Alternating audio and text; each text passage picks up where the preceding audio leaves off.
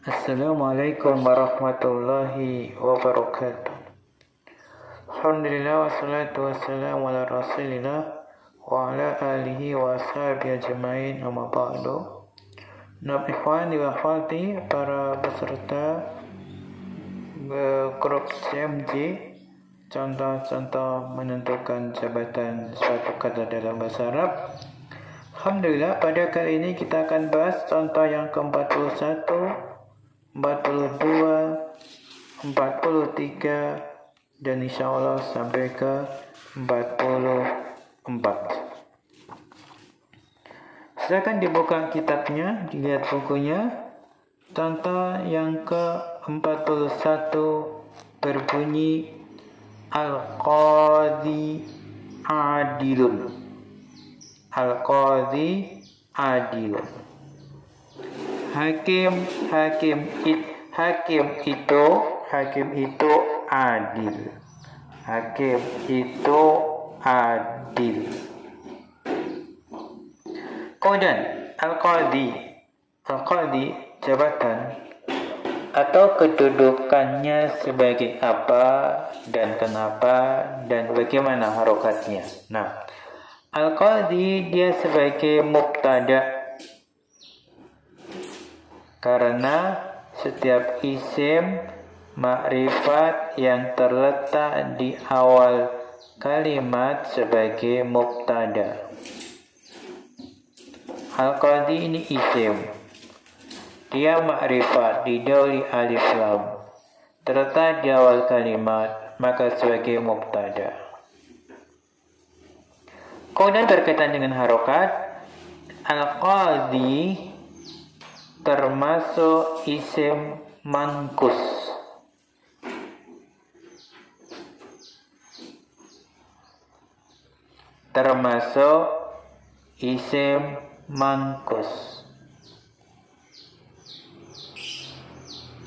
Apa itu isim mankus? Isim mankus adalah isim yang diakhiri dengan huruf ya lazimah. Isim yang diakhiri dengan huruf ya lazimah. Lazimah itu asli. Ya asli, bukan tambahan. Huruf ya yang merupakan bagian dari isim tersebut, bukan tambahan lagi. Dan sebelumnya kasroh. Sebelumnya di kasroh harokatnya.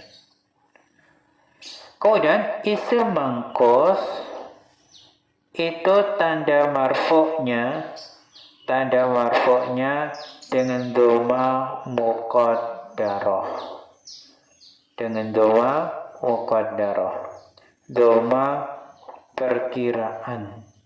Doma dengan dikira-kira. Kok bisa demikian? Ya karena huruf terakhirnya berupa huruf ya. Huruf ya itu tidak bisa didoma. Tetap disukun. Maka kita katakan dengan doma perkiraan saja, karena dia tidak bisa didoma. Sehingga Al-Qadhi adalah mubtada yang marfu'. Dia mubtada. Tentunya mubtada itu marfu. Dan tanda marfu'nya dengan doma muqaddarah, doma perkiraan, ya karena dia isim mankus. Kemudian adilun, apa jabatan untuk kedudukannya dan apa harokatnya, apa alasannya? Nah, adilun dia adalah khobar. Kenapa bisa? Ya, karena penyempurna makna mubtada.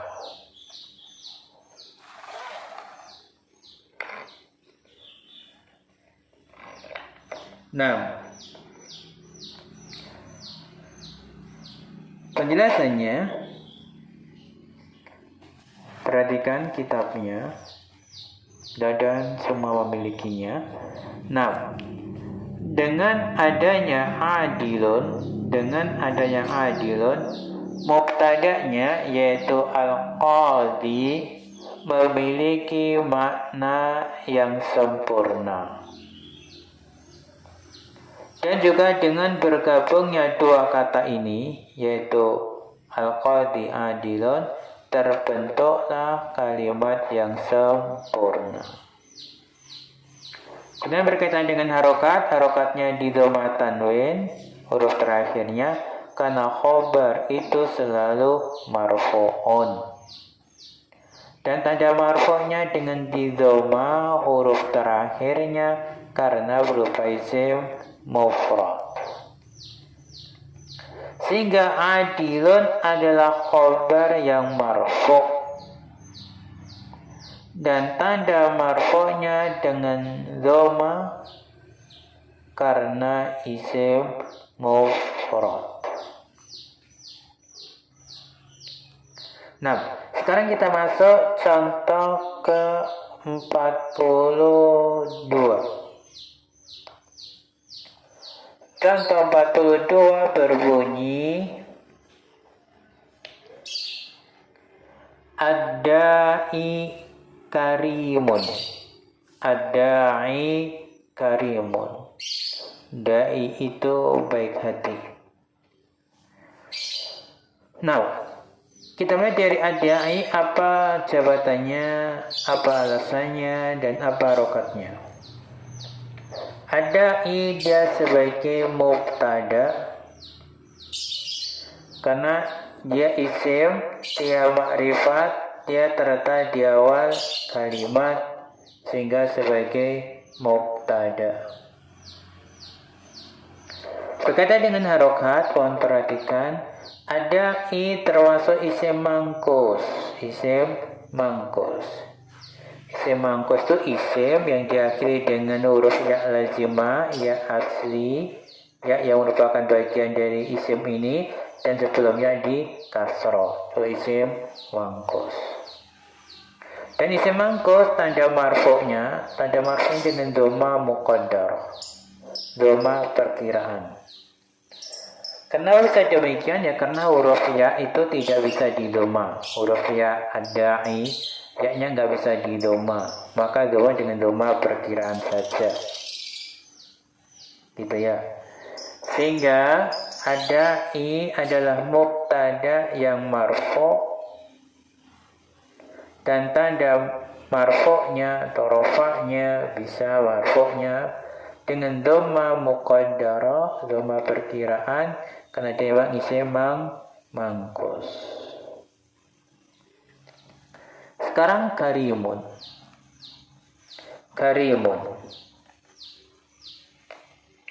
Karimun dia sebagai khobar.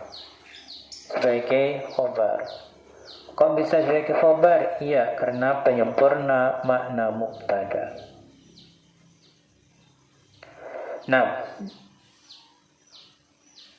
yaitu dengan adanya karimun, maka mubtadanya ad-da'i memiliki makna yang sempurna. Ad-da'i karimun, jadilah sempurna. Dan juga dengan bergabungnya dua kata ini terbentuklah kalimat sempurna. Kemudian berkaitan dengan harokat di dhamatan menurut terakhirnya, karena khobar itu selalu marfu'un. Dan tanda marfu' dengan di dhamma karena memang dia isim mufrad. Kalau isim mufrad marfu' dengan dhamma. Sehingga karimun adalah khobar yang marfu' dan tanda marfu'nya dengan dhamma karena isim mufrad. Nah, sekarang beralih ke contoh 43. Judulnya atau contohnya berbunyi al-muhami hadirun. Al-muhami hadirun. Pengacara itu telah hadir. Nah, al-muhami apa jabatannya, apa alasannya, apa rokatnya? Al-muhami dia sebagai mubtada Karena dia isim, dia ma'rifat, dia terletak di awal kalimat. Kemudian al-muhami ini termasuk isim mangkus. Apa itu isim mangkus? Isim mangkus adalah isim yang diakhiri dengan huruf ya lazimah, ya asli. Ya merupakan bagian dari isim tersebut dan sebelumnya ada huruf di kasroh. Kemudian isim mangkus ada marfu'nya dengan dhamma muqaddar, dhamma perkiraan. Kenapa? Karena huruf ya itu tidak bisa di dhamma, sehingga dhammanya dikirakan saja. Karena dia mubtada, berarti itu berarti marfu'. Tanda marfu itu dengan dhamma. Ya saja dhammanya tidak bisa nampak karena memang huruf ya tidak bisa berharokat dhamma. Nah, sehingga al-muhami adalah mubtada yang marfu dan tanda marfu'nya dengan dhamma muqaddarah karena isim mangkus. Kemudian hadirun. Hadirun dia jawabannya sebagai khobar. Kok bisa? Ya bisa. Karena dia penyempurna dari makna mubtada. Nah, dengan adanya hadirun, maka mubtada'nya al-muhami memiliki makna yang sempurna. Dan juga dengan bergabungnya dua kata ini terbentuklah kalimat yang sempurna. Gitu ya. Kemudian berkaitan dengan harokat, idhomatan huruf terakhir kalau khobar itu selalu marfu'un dan tanda marfu'nya dengan didhoma karena dia isim mufrad. Sehingga hadirun adalah khobar yang marfu'un dan tanda marfu'nya dengan didhoma karena isim mufrad. Kemudian terakhir yang kita bahas, contoh keempat berbunyi al-wadi wasi'un.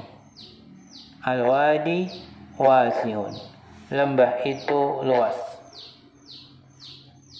Kemudian al-wadi, apa jawatan kedudukannya? Al-wadi dia sebagai mubtada karena dia isim, dia ma'rifat, dia terletak di awal kalimat sebagai mubtada.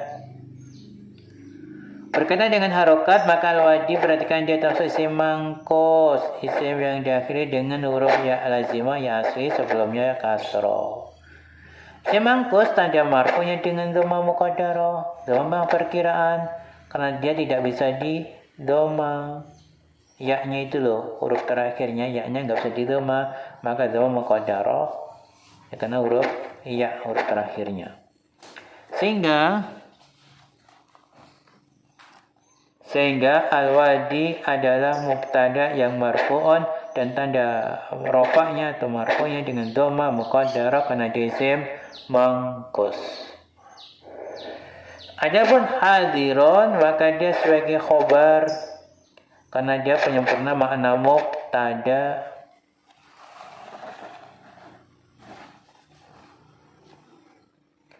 Dengan adanya hadirun, maka mubtada'nya itu al-wadi memiliki makna yang sempurna.